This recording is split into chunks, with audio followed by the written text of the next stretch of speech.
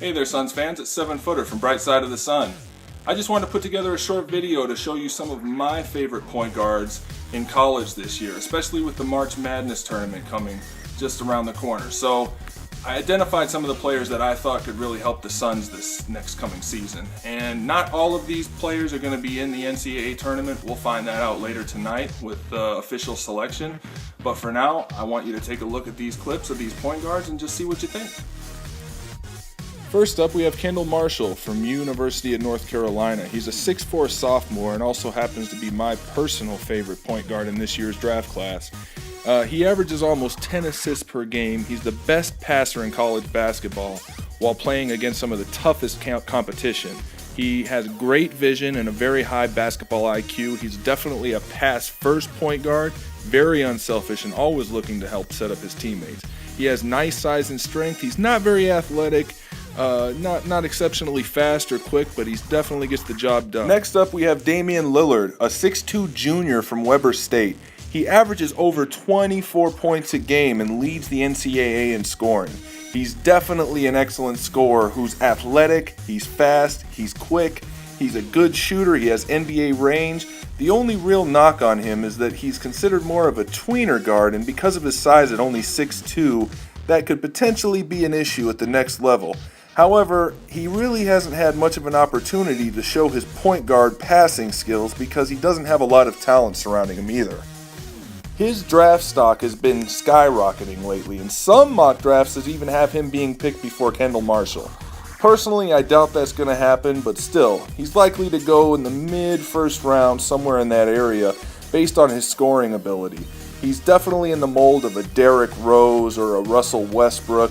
Not really the passing point guard that we're used to with Nash, but still, somebody like this that can score like this guy can, you got to take a look at him, and the Suns will definitely have them on their radar. Next is Tyshawn Taylor, a 6'3" senior from Kansas.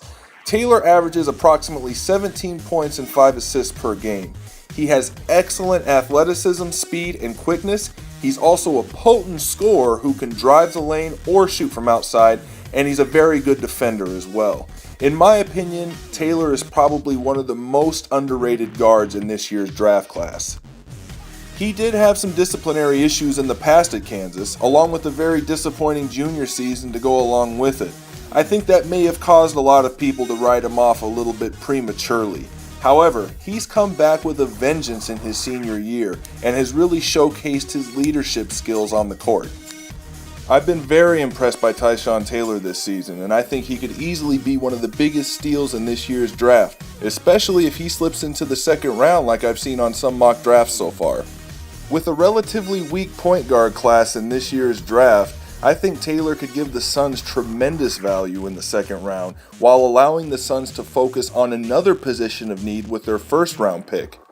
Taylor is definitely someone to keep an eye on in this year's March Madness, as his performance in the NCAA tournament will likely have a big impact on his draft stock this summer.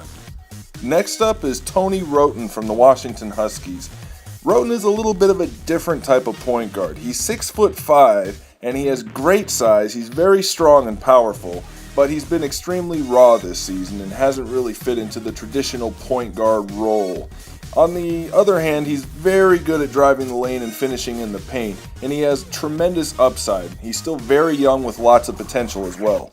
The biggest knock on Wroten is that he's actually not a very good shooter at all. He does shoot at about 45% from the field, but only 18% from three, and that's because most of his scoring comes from driving into the lane with layups and dunks, but not from jump shots. That's definitely an area of his game that he's going to have to improve. The other knock on Wroten is that he sometimes makes bad decisions with passing and shot selection, and he can also play out of control at times as well. He averages about 16 points and 5 rebounds a game. However, his 3.9 turnovers per game is higher than his 3.7 assists average, and that's something that could scare away a lot of potential suitors. But despite his relatively low assists, he's also shown the ability to be an excellent passer at times with very good court vision. So for Wroten, I think it's more a case of him just needing extra time to develop. He's only a freshman, and I think he could definitely benefit from another year in school. But if he does decide to come out, he'll likely be a late first round or early second round pick.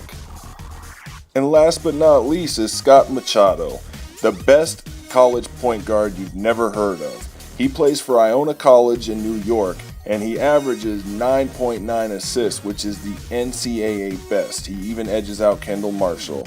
He scores about 13 points a game and only commits about 3 turnovers a game. He shoots at about 45% from the field and 41% from 3. He's quick, he's athletic, he's a true pass-first point guard with excellent vision. He's effective at driving the lane to collapse the defense and then kicking out to the open perimeter shooters. He's a good shooter himself, and he's good at scoring in the paint as well. The only drawback on Scott Machado is that he's in a weaker conference with limited competition. He came on late in his college career also, and only really blossomed into playing at this level since his junior year. So it's kind of a relative unknown with him. But from what we can see, he looks to be an excellent player. And if he gets into the late first round or early second round, he could be a very good value for a team willing to take a chance on him. And there you have it. As you can see, I didn't include all of the different point guard prospects that will be in this year's draft. I just wanted to give you a few of the names that I'll be keeping an eye on in this NCAA tournament if they happen to make it in. And if not, then there's still players that you might want to keep an eye on, because I think the Suns could be interested in most of these players at least. I'm going to do a couple more of these videos, one more for wings in the coming days and another one for big men that I also think could help out the Suns in the coming year. So until then, this is 7 Footer for Bright Side of the Sun, and I'll see you soon.